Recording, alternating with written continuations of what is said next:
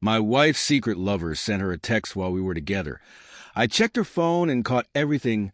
She begged me not to leave, but my name's Mike, I'm 36, and I've been married to Jessica, 34, for almost 10 years now.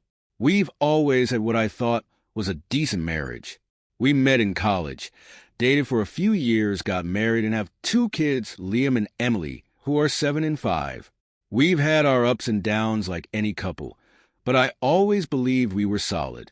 That's why this whole situation has knocked the wind out of me. Over the past few months, things started feeling off. Jessica was always busy. She got a promotion at work earlier this year, so at first, I chalked it up to stress. But little things started piling up. She'd be on her phone constantly, always texting someone but never saying who it was. She started staying out later, supposedly with the girls from work, and just seemed distant.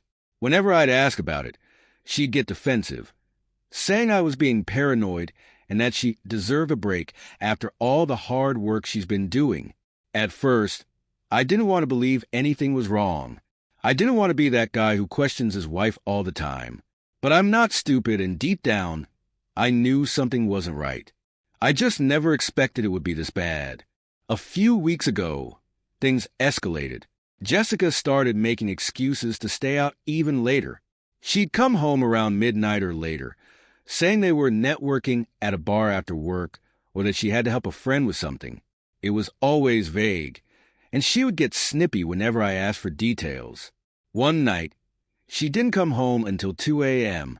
I was sitting on the couch, waiting up for her, trying not to let my mind go to dark places. But when she finally walked through the door, she was all giggly and smelling like alcohol. I asked her where she'd been, and she just rolled her eyes and said, "Oh, Mike, don't start. I'm an adult. I don't need a curfew." I wanted to trust her, but something was gnawing at me.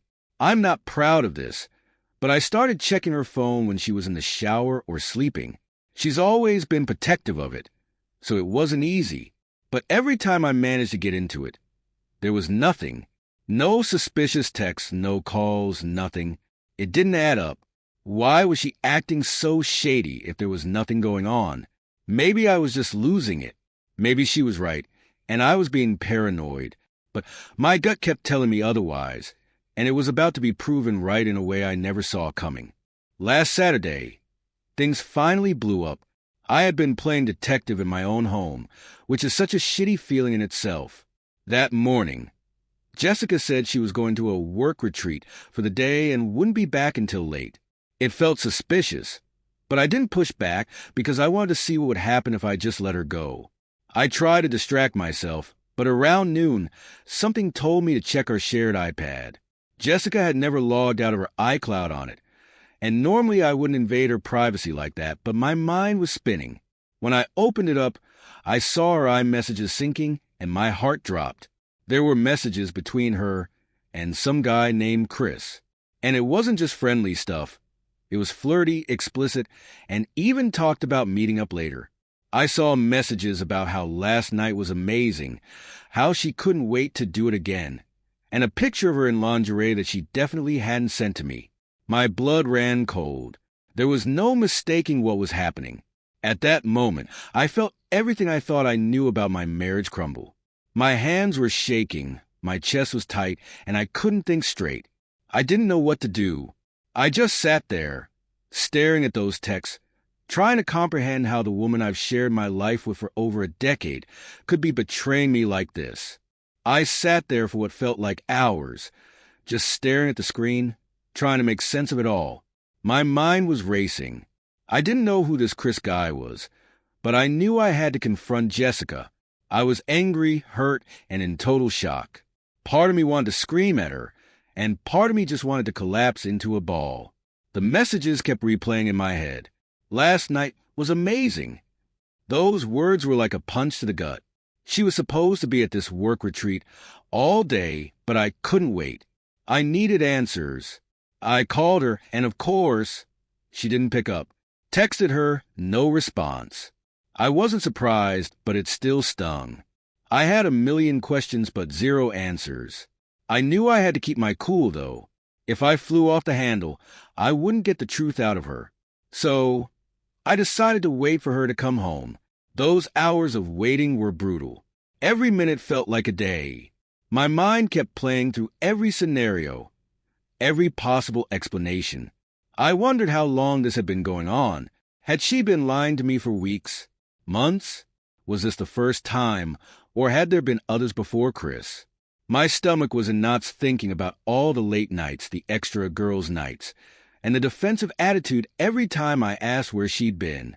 By the time she finally came home, I was ready to explode. Jessica walked through the door around 10 p.m., looking all relaxed like she had just come back from a spa day. Meanwhile, I was sitting on the couch, barely keeping it together. When she saw me, she gave me this fake, sweet smile and said, "Hey, babe, how was your day?" Like nothing was wrong. That's when I lost it. I stood up, holding the iPad in my hand, and said, "Who the hell is Chris?" Her face immediately dropped. She tried to play dumb at first, saying, "What are you talking about?" But I wasn't having it. I showed her the messages, the ones where she was talking about how great last night was and how she couldn't wait to see him again. There was no denying it anymore. Instead of apologizing or trying to explain, she flipped the script. She got defensive, accusing me of invading her privacy. "You went through my messages? That's disgusting, Mike. I can't believe you'd violate my trust like that." Her trust? I couldn't believe what I was hearing. I was standing there, confronting her about cheating, and she was mad at me for finding out. I told her that the only violation happening here was her stepping out on our marriage, but she just kept deflecting. "Chris is just a friend," she said. "We've been going through a rough patch, and I needed someone to talk to. It wasn't what you think." I couldn't believe how much she was lying to my face. I pointed out the explicit messages, the photo, everything. But she just kept digging her heels in, refusing to admit what I already knew. At that point, I felt like I was talking to a stranger. As if lying wasn't enough, she started gaslighting me. Jessica looked me dead in the eyes and said, "You're overreacting, Mike. Nothing physical happened. Chris is just someone I've been confiding in. You're just paranoid because things haven't been great between us." I was dumbfounded. After everything I'd seen, she was still trying to make me doubt myself. "What about the messages where you said, 'Last night was amazing'? And the pictures? How can you even try to explain that?" I asked, my voice cracking with frustration. But instead of coming clean, she got angry again, this time accusing me of neglecting her emotionally. "You've been so distant, Mike. We don't even talk anymore. I needed someone to be there for me, and you haven't been that person." Suddenly, the narrative shifted to being my fault.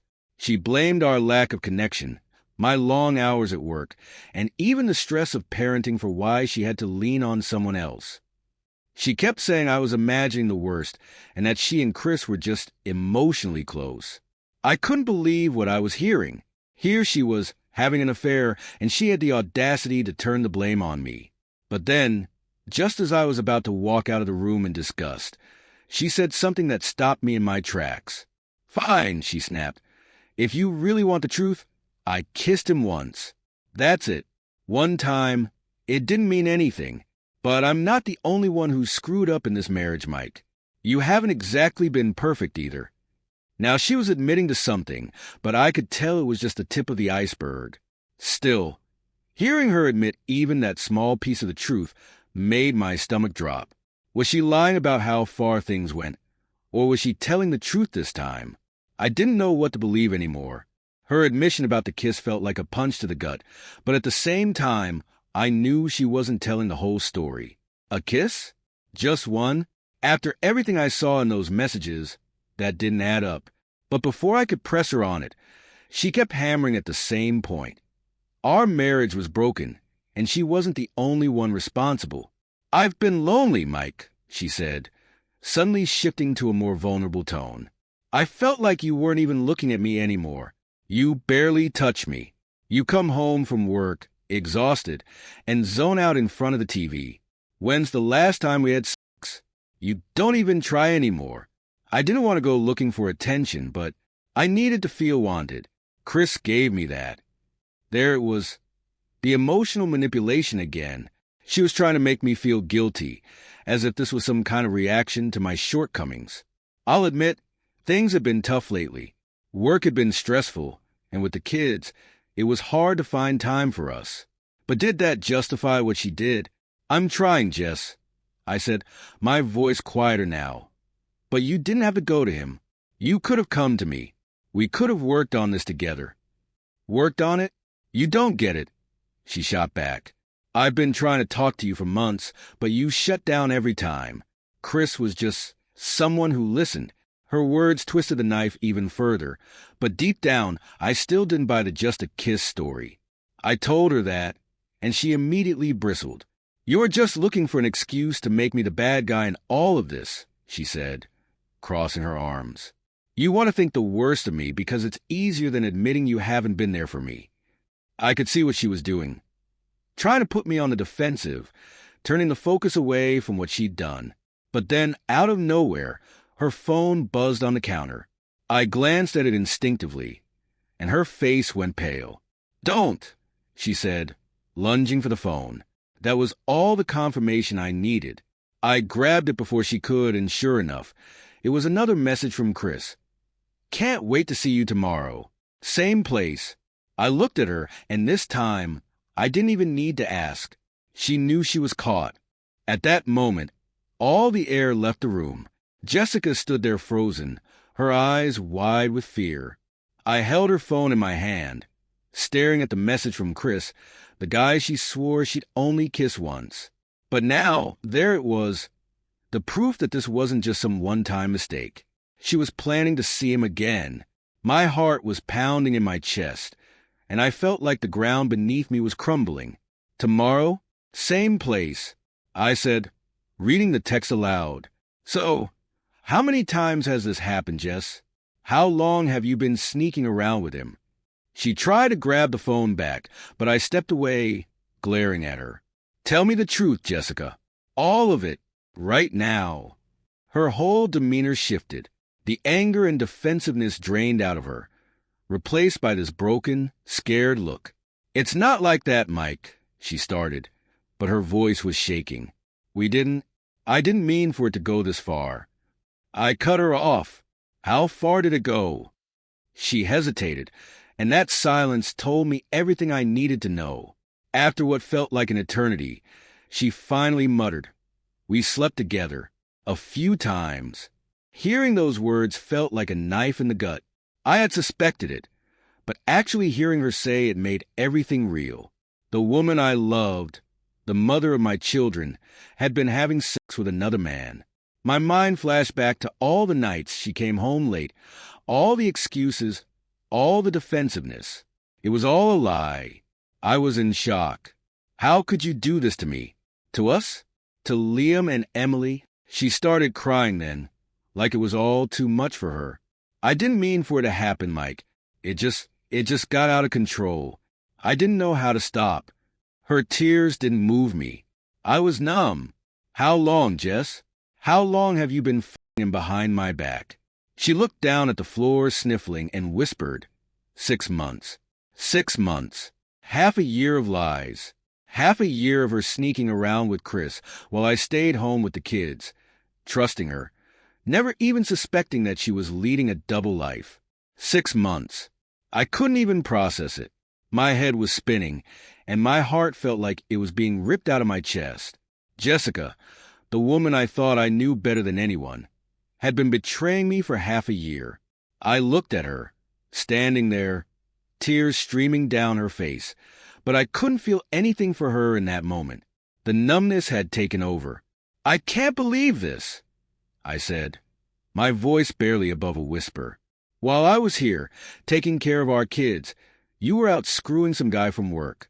How could you do this to us? To me? She kept crying, but at that point, I didn't care about her tears. It felt like she was crying for herself, not for what she had done. I didn't plan this, Mike, she said, her voice shaky. It happened. I didn't know how to stop, and then things got out of control. I'm so sorry. I scoffed. You're sorry now, but you weren't sorry when you were sneaking out to be with him.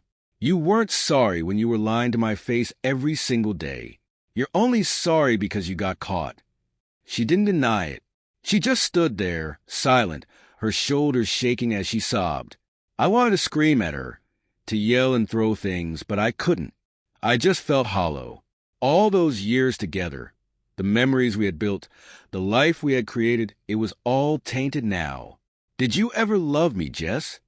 I asked, feeling a lump forming in my throat.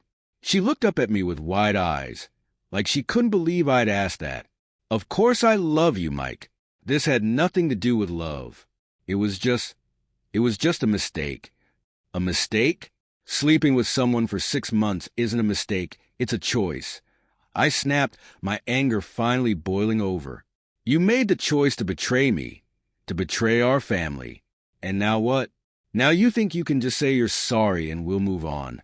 "I don't know what I was thinking," she sobbed, covering her face with her hands. "I didn't want to hurt you, I swear. I love you, Mike. I really do." But her words felt empty, hollow. Love? How could she claim to love me when she had been lying and cheating for half a year? It felt like everything I thought I knew about my marriage had been a lie. Her words echoed in my head, but they didn't make sense anymore. Love? She loved me? That's not what love looks like. Love isn't running off to sleep with some guy behind your spouse's back for half a year and then crying when you get caught. I looked at her, seeing her in a way I hadn't before, like a stranger who had been living in my home, sharing my bed, and lying to my face. The silence in the room was suffocating. I stood there, staring at the floor, trying to figure out how to move forward from this. But how do you move forward when everything you've built with someone crumbles before your eyes? The woman I married, the woman I trusted with my heart and my life, had betrayed me in the worst possible way. Jessica kept babbling through her tears. "We can fix this, Mike. We can go to therapy, work through it. Please, I'll do whatever it takes. I don't want to lose you." I didn't say anything. Therapy? I didn't even know if I could look at her without feeling disgusted, let alone try to work on our marriage. Every time I closed my eyes, I saw her with him, with Chris. My stomach churned just thinking about it. How could she expect me to just go to therapy, like we had a communication problem or something? This wasn't something a few counseling sessions would fix. "Mike," she said again, reaching out to touch my arm, but I pulled away, not wanting her anywhere near me. "Don't," I said, my voice rough and barely holding back the flood of emotions inside. "I need space." Her face crumbled, and I could see the fear in her eyes. "Please don't leave. We can fix this. I'll end it with Chris. I'll block him. You and me. We can work through this." I shook my head, still unable to process it all. You should have thought about that before you destroyed everything. I couldn't stay in the house anymore. It felt like the walls were closing in on me, like I was suffocating. I grabbed my keys and walked out the door, ignoring her calls for me to come back. I just needed air, space, anything but being trapped in that house with her. The woman I had loved was gone, replaced by someone I didn't recognize. I got in the car and just started driving. No destination, no plan, just trying to escape. The road stretched out in front of me, but it felt like I couldn't get far enough away from the mess I'd just left behind. My mind was racing, replaying every moment of the past 6 months in a new, horrible light. All those nights she was working late, every argument we'd had about me being distant, every time she'd gotten defensive. It was all because of him, because of Chris. I couldn't even begin to wrap my head around it. 6 months of lies. 6 months of coming home to me and our kids after being with him. How could she look me in the eye, act like everything was fine, and then go back to him? It made me sick just thinking about it. As I drove, memories of our life together flashed in my mind. Our wedding day, the birth of our kids, all the moments that were supposed to mean something. Were they all tainted now? Had she been unhappy for that long, or was she just selfish? Did I miss the signs? I kept asking myself over and over if there was something I could have done differently to stop this, but every time, I came back to the same conclusion. This wasn't my fault. I had worked hard for our family. I loved her, even when things got tough. But she had made a choice. She had chosen to step outside our marriage, to betray me, to break the trust we had built. No matter how she tried to spin it, this was on her. Eventually, I found myself parked at some random overlook outside of town. The city lights were flickering below, but I barely noticed them. I sat there in silence, gripping the steering wheel, trying to keep my emotions in check. But it was all too much. I felt anger, sadness, betrayal, and confusion all swirling inside me. How could I ever trust her again? How could I even look at her knowing what she had done? I thought about the kids, Liam and Emily. What the hell was I going to tell them? I couldn't break up our family over this, could I? But how could I stay in a marriage that was built on lies? I didn't have the answers. All I knew was that the life I thought I had was gone, and I had no idea how to put the pieces back together. After sitting there for what felt like hours, staring blankly at the city lights, I started to come to grips with the reality of the situation. No matter how much I wanted to rewind time and pretend none of this happened, it was real. Jessica had betrayed me. Our marriage, as I knew it, was over. There was no fixing that, no magic cure to make the pain go away. I started thinking about Liam and Emily again. They were still at their grandparents' for the weekend, and I knew I'd have to pick them up soon. How was I supposed to pretend everything was fine when their entire world was about to change? I'd never wanted them to grow up in a broken home. I'd promised myself that no matter what, I'd give them the stability I never had as a kid. But now, I didn't see a way out of this mess that didn't involve breaking our family apart. Could I stay with Jessica for the kids' sake? Would I ever be able to forgive her? Or would we end up miserable, just going through the motions for their benefit? I wasn't sure if I could live like that, pretending everything was okay when every time I looked at her, I'd see the lies and betrayal. But the idea of not seeing my kids every day, of splitting holidays, of them asking why Mommy and Daddy weren't together anymore, that broke me even more. I couldn't stomach the thought of hurting them. They didn't deserve any of this. Yet, staying with Jessica just to keep the family intact didn't seem right either.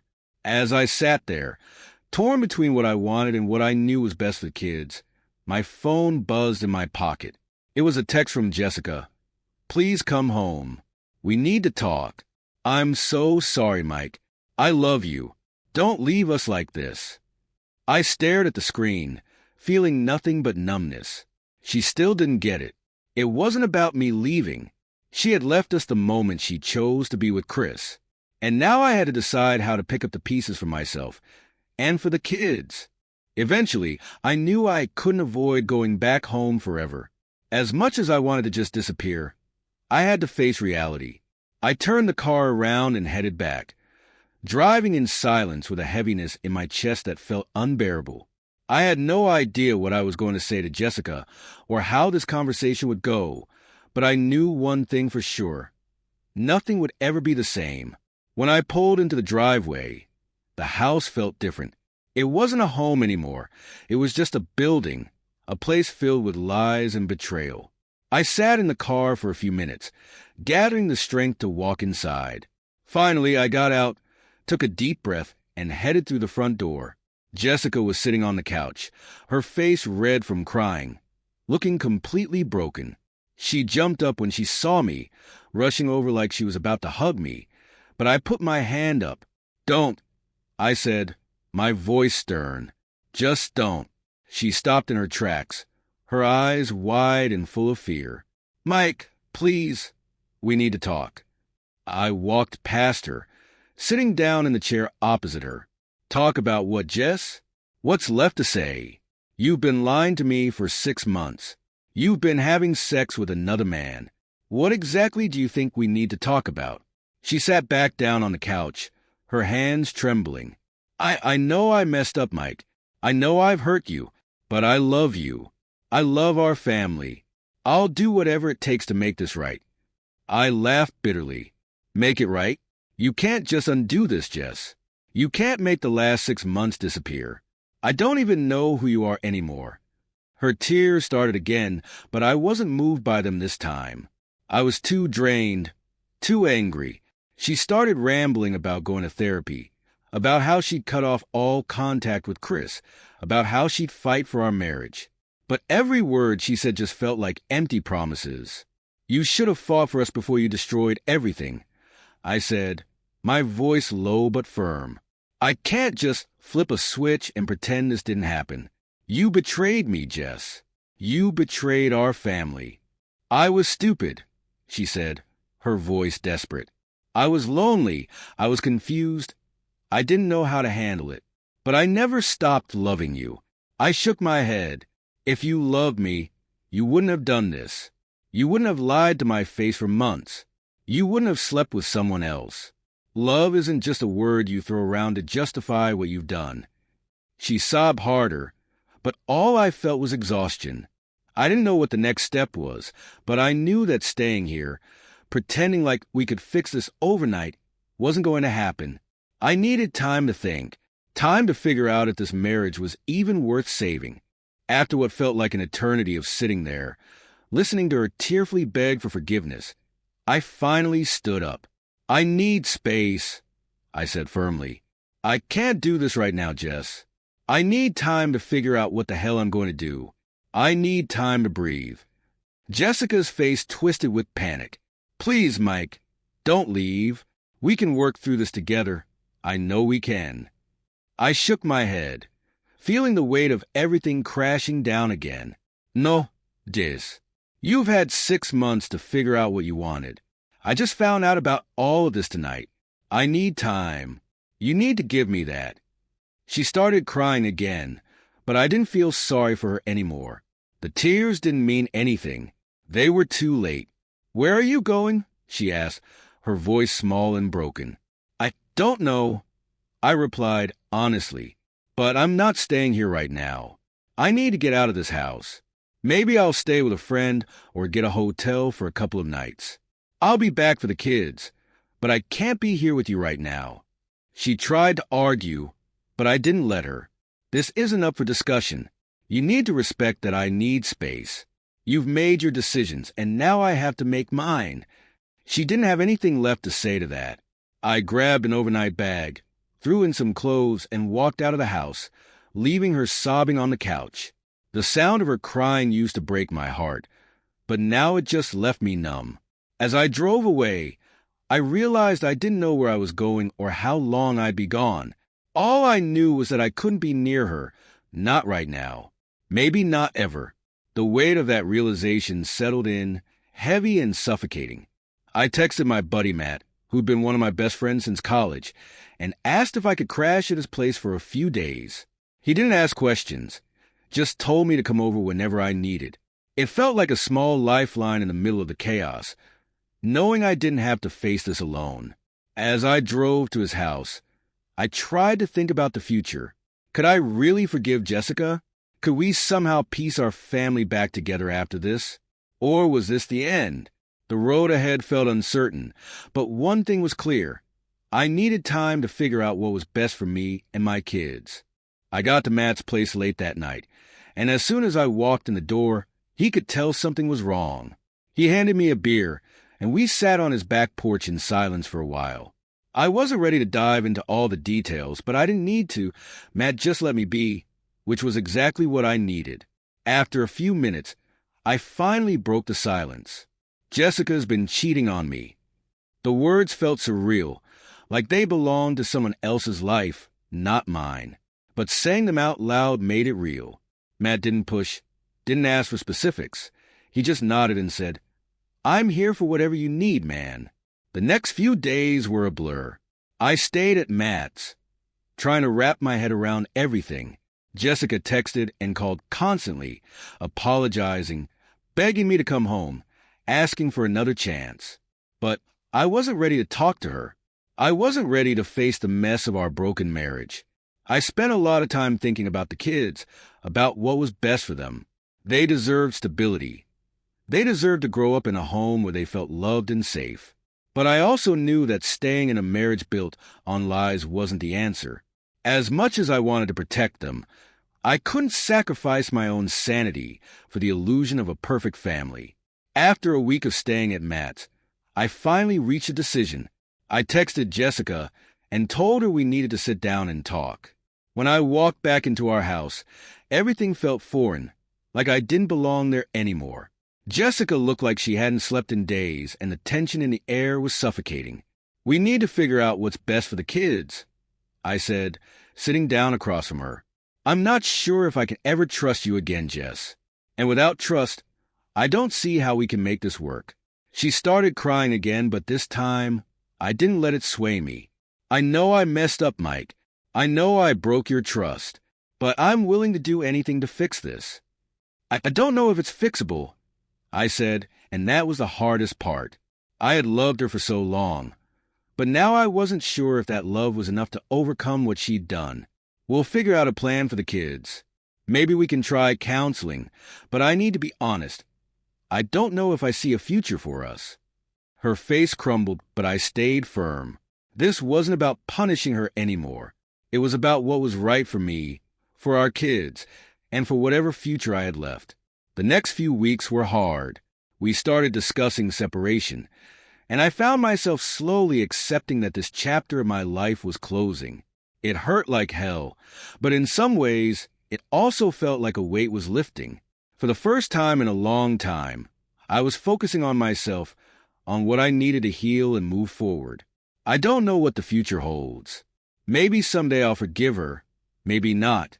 But what I've learned is that sometimes love isn't enough to fix everything.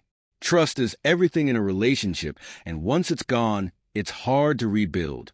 If there's one piece of advice I can give to anyone reading this, it's to never ignore your gut. If something feels off, don't be afraid to confront it, even if it means uncovering something painful. I'm still figuring out what comes next, but I know one thing. I'll get through this, and I'll be a better man and father because of it.